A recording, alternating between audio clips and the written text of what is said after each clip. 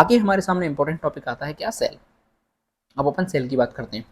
A living structure and functional unit enclosed by a membrane called cell, यानी कि एक living structure और functional unit है जो कि एक मेम्ब्रेन से इनक्लोज्ड है, उसे अपन क्या कहेंगे, सेल कहेंगे। सिंपल सी डेफिनेशन है।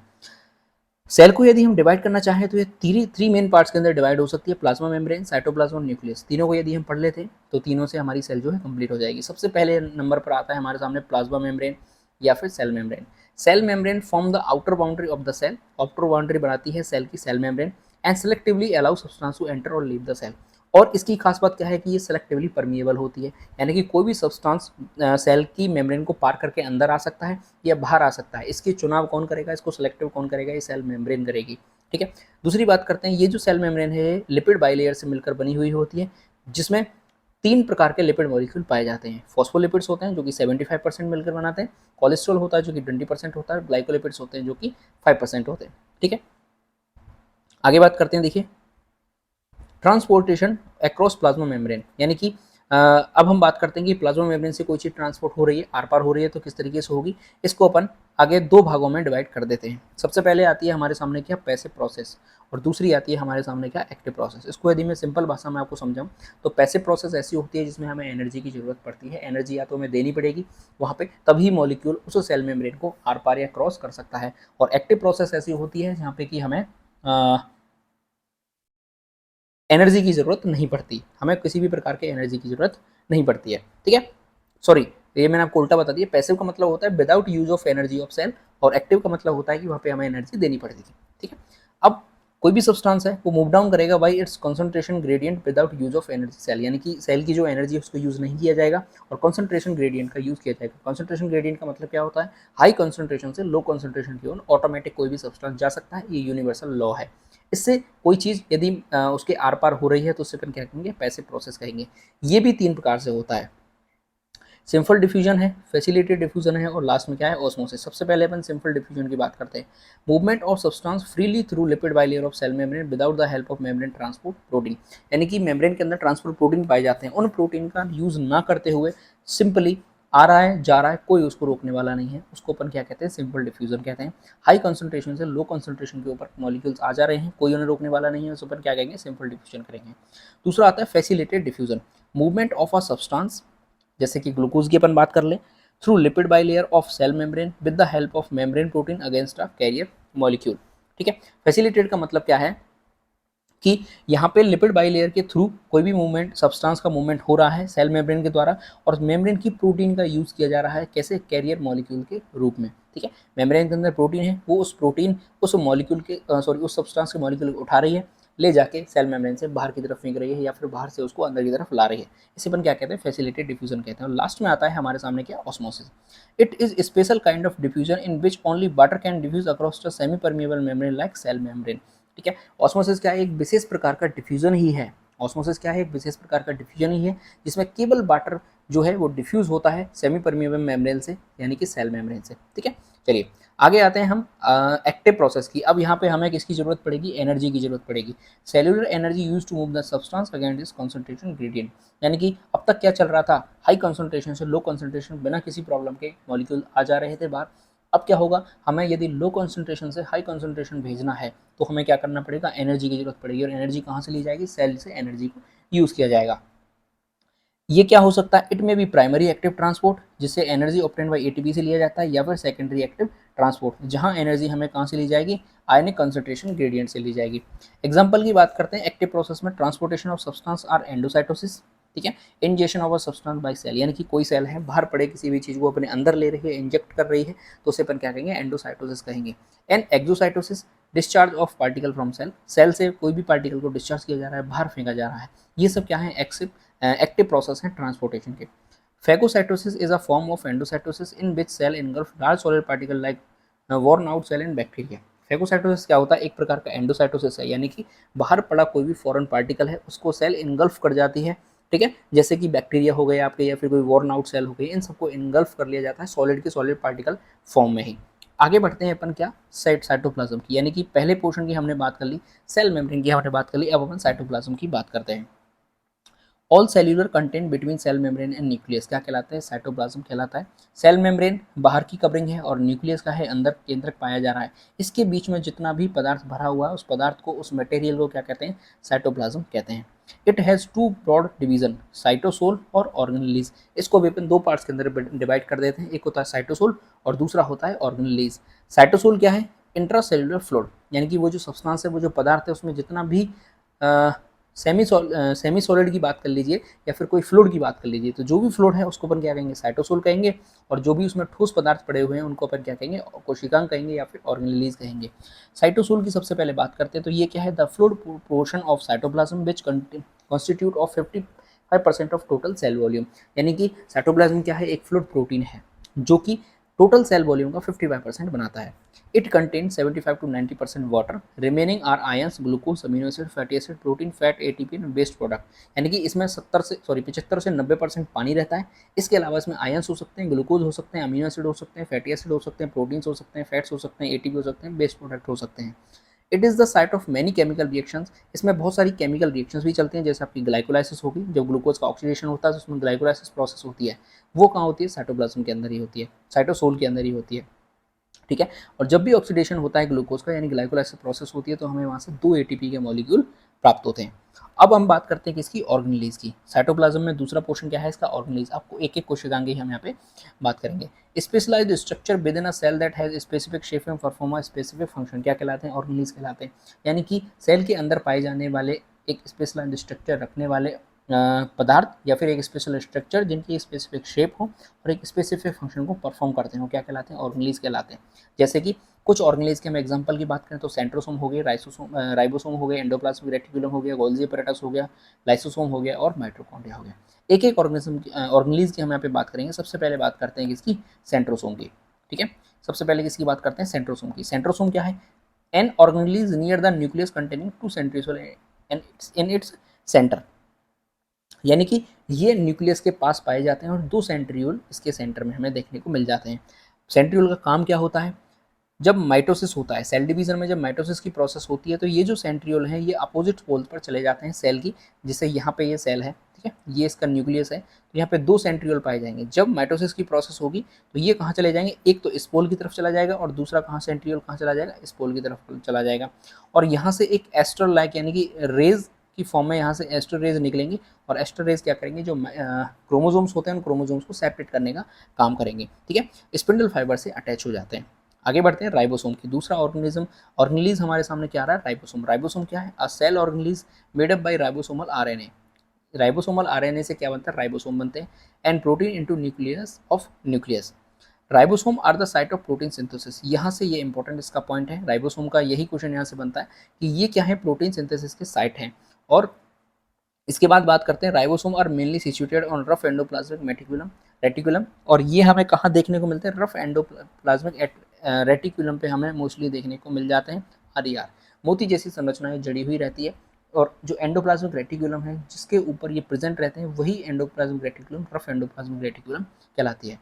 Ribosome on ER from protein form protein needed for other specific organelles. यानी कि ये जो एंडोप्लाज्मिक रेटिकुलम के ऊपर राइबोसोम प्रेजेंट होते हैं, ये प्रोटीन की फैक्ट्री होते हैं, प्रोटीन का सिंथेसिस करते हैं। और जितने भी सेल के ऑर्गेनेलिज हैं जिनको प्रोटीन की आवश्यकता होती है या सेल के अदर फंक्शंस के लिए प्रोटीन की आवश्यकता होती है, वहाँ पे ये प्रोटीन को पहुँचाते रहते हैं।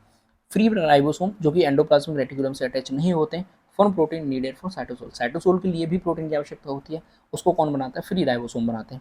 Ribosome also situated into mitochondria with synthesis mitochondrial protein. यानी कि जो राइबोसोम है वो माइटोकॉन्ड्रिया के अंदर भी हमें देखने को मिलते हैं और वो कौन सी प्रोटीन बनाते हैं, वो माइटोकॉन्ड्रियल प्रोटीन का फॉर्मेशन करते हैं, सिंथेसिस करते हैं।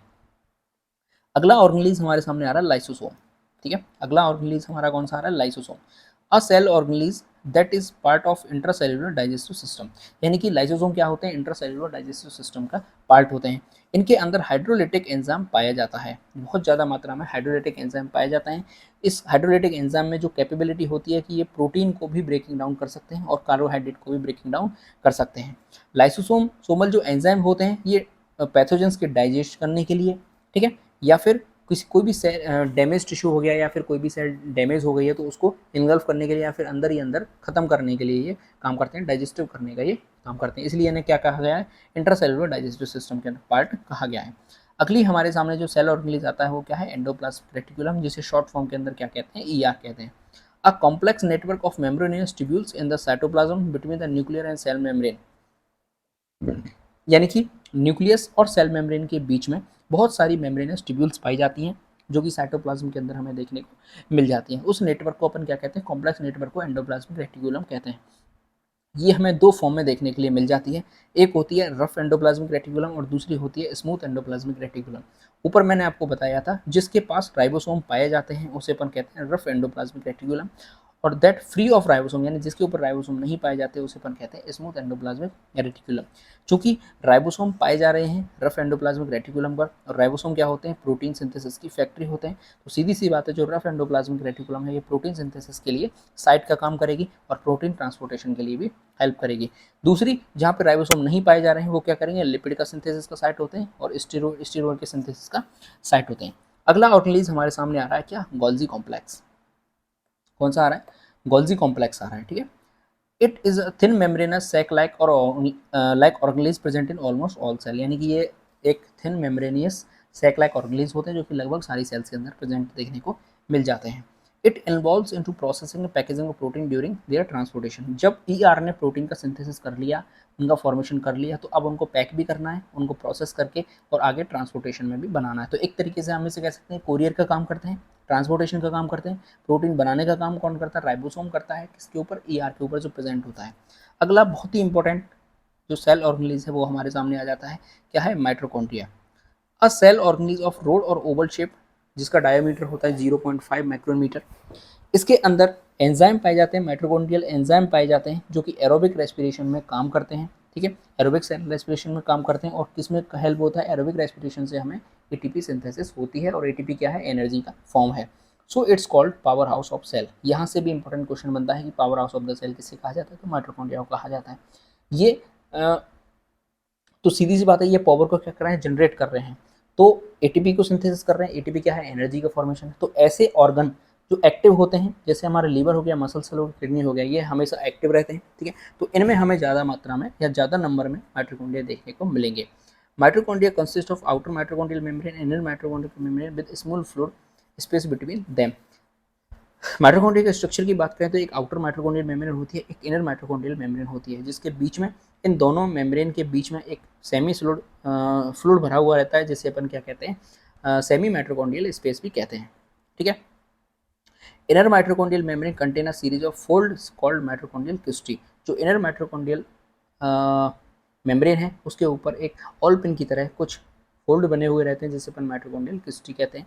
Fluid filled cavity of this fold called mitochondrial matrix. और जो अंदर की तरफ फ्लूइड भरा हुआ रहता है, जो कैविटी है उसमें फ्लूइड भरा हुआ है, उसे अपन क्या कहते हैं, माइटोकॉन्ड्रियल मैट्रिक्स कहते हैं। Mitochondrial cristae and mitochondrial matrix is the site of aerobic phase of cellular respiration. जब सेलुलर रेस्पिरेशन का एरोबिक फेज चलता है तो ये माइटोकॉन्ड्रियल मैट्रिक्स और माइटोकॉन्ड्रियल क्रिस्टी के अंदर हमें देखने को मिलता है। Mitochondria have their own DNA that inherited from mother only contain 37 gene. Mitochondria के पास खुद का डीएनए होता है। अभी हमने ये तो पढ़ा था कि राइबोसोम भी इसके खुद के पास होते हैं जिन्हें अपन माइटोकॉन्ड्रियल राइबोसोम कह रहे थे, ठीक है। अब हम क्या देख रहे हैं कि यहाँ पे इसका खुद का डीएनए भी है जिसे अपन क्या कहते हैं, माइटोकॉन्ड्रियल डीएनए कहते हैं।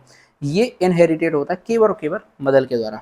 किसके द्वारा होता है, केवल और केवल मदर के द्वारा, और जिसमें 37 जीन हमें देखने को मिल जाते हैं। आगे आता है हमारे सामने किसी भी सेल का ब्रेन, ठीक है। क्या है, किसी भी सेल का ब्रेन है, इसकी हम यहाँ पे बात करते हैं। The oval shaped single structure within a cell that contain the genetic material, जिसे अपन क्या कहते हैं, क्रोमोसोम्स कहते हैं।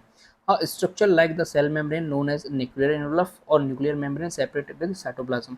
अब जो न्यूक्लियस के ऊपर एक सेल मेम्ब्रेन पाई जाती है जिसे अपन न्यूक्लियर का एनवलप कहते हैं या फिर न्यूक्लियर मेम्ब्रेन कहते हैं, जो कि साइटोप्लाज्म से इसको सेपरेट करने का काम करती है। न्यूक्लियस कंटेन वन और more spherical bodies called nucleoli which produce ribosome. अब इसके अंदर क्या होता है, न्यूक्लियस के अंदर एक या एक से ज़्यादा स्पेरिकल बॉडीज पाई जाती हैं जिसे अपन न्यूक्लियाई कहते हैं, जो कि राइबोसोम को प्रोड्यूस करने का काम करती है। Nucleus also contain cell heredity unit called genes. Nucleus के अंदर क्या पाए जाते हैं, सेल को हेरिडिटी में काम आने वाले जीन्स पाए जाते हैं, ठीक है। जीन्स क्रोमोसोम के ऊपर प्रेजेंट रहते हैं और हर क्रोमोसोम एक लॉन्ग मॉलिक्यूल है डीएनए से बना हुआ, ठीक है, जिसमें बहुत सारी प्रोटीन होती है, जिसमें हिस्टोन प्रोटीन होती है, पॉजिटिव चार्ज प्रोटीन है एक प्रकार की। The complete genetic information present in a cell और एन ऑर्गेनिज्म कॉल्ड जीनोम। जितनी भी जेनेटिक इन्फॉर्मेशन किसी भी सेल के पास प्रेजेंट है या किसी भी ऑर्गेनिज्म की प्रेजेंट है उसे अपन क्या कहते हैं, जीनोम कहते हैं। ह्यूमन जीनोम की बात करें तो 30,000 जीन्स ह्यूमन जीनोम के अंदर पाए जाते हैं। आगे हम बात करते हैं किसकी, न्यूक्लिक एसिड की, जिसमें हम बात करेंगे किसकी, डीएनए और आरएनए की। ठीक है, देखिए, a group of chemical of high molecular weight consist of carbon, hydrogen, oxygen, nitrogen and phosphorus, यानी कि केमिकल्स जिनका हाई मॉलिक्यूलर वेट है, जिसमें कार्बन है, हाइड्रोजन है, ऑक्सीजन है, नाइट्रोजन है, फॉस्फोरस है, ये सब मिलके क्या बनाते हैं, न्यूक्लिक एसिड बनाते हैं, जिनके अंदर हमारी जो जेनेटिक इन्फॉर्मेशन है वो होती है, सेल्स का रेप्लिकेशन होता है और मैन्युफैक्चरिंग ऑफ सेलुलर प्रोटीन होती है। ठीक है, इनको न्यूक्लिक एसिड क्यों कहा जाता है, क्योंकि सबसे पहले इनको कहाँ खोजा गया था, न्यूक्लियाई ऑफ सेल, सेल के न्यूक्लियाई में इनको खोजा गया था, इसलिए इनका नाम क्या पड़ गया, न्यूक्लिक एसिड पड़ गया। They have a complex structure from a sugar, phosphoric acid and nitrogen base. ठीक है, इनका जो कॉम्प्लेक्स स्ट्रक्चर बनता है वो शुगर से बनता है, फॉस्फोरिक एसिड से बनता है और नाइट्रोजिनस बेस से मिलकर बनता है। यदि हम इनके टाइप की बात करें, न्यूक्लिक एसिड के टाइप की बात करें, तो ये हमें दो देखने के लिए मिलता है, एक होता है राइबोन्यूक्लिक एसिड और दूसरा होता है डीऑक्सीराइबोन्यूक्लिक एसिड, जिसे शॉर्ट फॉर्म में कहते हैं डीएनए, और राइबोन्यूक्लिक एसिड को कहते हैं शॉर्ट फॉर्म में आरएनए। सबसे पहले हम बात करेंगे किसकी, डीएनए की। ठीक है, a complex nucleic acid of higher molecular weight consist of many nucleotide, यानी कि इसका मॉलिक्यूलर वेट क्या रहेगा, हाई रहेगा, और इसमें बहुत सारे न्यूक्लियोटाइड हमें देखने को मिलेंगे। कोई भी न्यूक्लिक एसिड है उसकी यूनिट को क्या कहते हैं, न्यूक्लियोटाइड कहते हैं। अब अपन न्यूक्लियोटाइड की बात करते हैं, तो न्यूक्लियोटाइड के अंदर डीऑक्सीराइबो शुगर रहेगा, जैसे पेंटो शुगर होती है, फॉस्फोरिक एसिड रहेगा, और एक 4 बेसिस में से कोई एक बेस रहेगा। ठीक है, आगे बढ़ते हैं। जो 4 बेस की हम यहाँ पे बात कर रहे हैं डीएनए के अंदर पाए जाते हैं, जिनमें से 2 होते हैं प्यूरिन्स और 2 होते हैं क्या, पिरिमिडीन्स। प्यूरिन के अंदर आता है एडेनिन और ग्वानिन, और पिरिमिडीन के अंदर आता है थाइमिन और साइटोसिन। इनमें आपको बहुत ज़्यादा कन्फ्यूजन होता है, आज मैं आपका कन्फ्यूजन बिल्कुल दूर कर देता हूँ। देखिए, हमें ध्यान रखना है कि इसका पिरिमिडीन का, पिरिमिडीन के अंदर हम क्या देख रहे हैं, बाई फॉर्म आ रहा है, और थाइमिन के अंदर भी क्या आ रहा है, बाई आ रहा है, और साइटोसिन के अंदर भी क्या आ रहा है, बाई आ रहा है। लेकिन एडेनिन के अंदर कहीं बाई आ रहा है क्या, नहीं आ रहा। ग्वानिन के अंदर कहीं बाई आ रहा है क्या, नहीं आ रहा। तो पिरिमिडीन के अंदर बाई है तो थाइमिन के अंदर भी बाई रहेगा, साइटोसिन के अंदर भी बाई रहेगा, तो पिरिमिडीन के अंदर क्या आएंगे, थाइमिन और साइटोसिन आएंगे। ठीक है, आगे बात करते हैं। एडेनिन हमेशा अटैच होगा किसके साथ, थाइमिन के साथ, और ग्वानिन सदैव अटैच होगा किसके साथ, साइटोसिन के साथ। एक चीज़ और यहाँ पे ध्यान देने लायक है कि जो एटी के बीच में जो बॉन्ड बन रहा है वो डबल बॉन्ड है, और जो जी और सी के बीच में जो डबल बॉन्ड जो बन रहा है वो क्या है, ट्रिपल बॉन्ड है। सबसे पहले डीएनए स्ट्रक्चर की जो बात करी गई थी वॉटसन और क्रिक ने 1953 के अंदर एक मॉडल प्रस्तुत किया था, उस मॉडल का नाम क्या था, डबल हेलिक्स मॉडल। ठीक है, जो न्यूक्लियोटाइड हैं वो न्यूक्लियोटाइड एक लॉन्ग टू लेंथ चेन के रूप में ट्विस्ट रहते हैं आपस में। ठीक है, जिससे क्या बन जाता है, डबल हेलिक्स बन जाता है, और जो दो बॉन्ड्स आपस में बन रहे हैं, जो दो चेन हैं आपस में बन रही हैं, वो जुड़ती कैसे हैं, वो हाइड्रोजन बॉन्ड के द्वारा जुड़ती हैं। जैसे ये एक अलग चेन है, ठीक है, और ये दूसरी वाली एक अलग चेन है, तो इन दोनों के बीच में ये जो बॉन्ड बनेंगे, इन बॉन्ड को, ये कौन से बॉन्ड होंगे, ये हाइड्रोजन बॉन्ड होंगे। ठीक है, आगे बढ़ते हैं। डीएनए प्रेजेंट इन क्रोमोसोम, क्रोमोसोम के अंदर डीएनए प्रेजेंट रहता है, और केमिकल बेसिस ऑफ हेरिडिटी, जो कि जीन का काम करता है, which carries the genetic information from one generation to another generation. अब अपन बात करते हैं biological importance of DNA. DNA की बायोलॉजिकल इंपॉर्टेंस आखिर है क्या। डीएनए हेरिडिटी का बेसिक मॉलिक्यूल है। Genes are the basic unit of heredity made of DNA. Nucleic acid, genes क्या है, बेसिक यूनिट ऑफ हेरिडिटी है। ठीक है, और डीएनए क्या है, बेसिक मॉलिक्यूल ऑफ हेरिडिटी है। ये चीज़ आप ध्यान रखना, मॉलिक्यूल पूछे तो डीएनए आपको लगाना है, और यूनिट पूछे तो क्या लगाना है, जीन्स को लगाना है। न्यूक्लिक एसिड जिसमें हम डीएनए की बात कर रहे हैं, स्टोर हो सकते हैं, एक्सप्रेस हो सकते हैं, ट्रांसमिट जेनेटिक इन्फॉर्मेशन करते हैं एक जनरेशन से दूसरी जनरेशन में। ठीक है, डीएनए या फिर आरएनए की हम बात करते हैं, इनके अंदर क्या हो सकता है, म्यूटेशन हो सकता है, यानी कि जो इनकी स्ट्रक्चर है वो बिगड़ सकती है, और ये प्रोड्यूस करते हैं फिर किसको, अबनॉर्मल सेल को, जिसे अपन मैलिग्नेंट सेल भी कहते हैं। डीएनए से क्या बनता है, आरएनए बनता है, और आरएनए फिर क्या सिंथेसिस करता है, प्रोटीन सिंथेसिस करता है, जिसे अपन ट्रांसक्रिप्शन और ट्रांसलेशन की प्रोसेस कहते हैं। अगली इंपॉर्टेंट चीज हमारे सामने आ रही है क्या, डीएनए फिंगरप्रिंटिंग।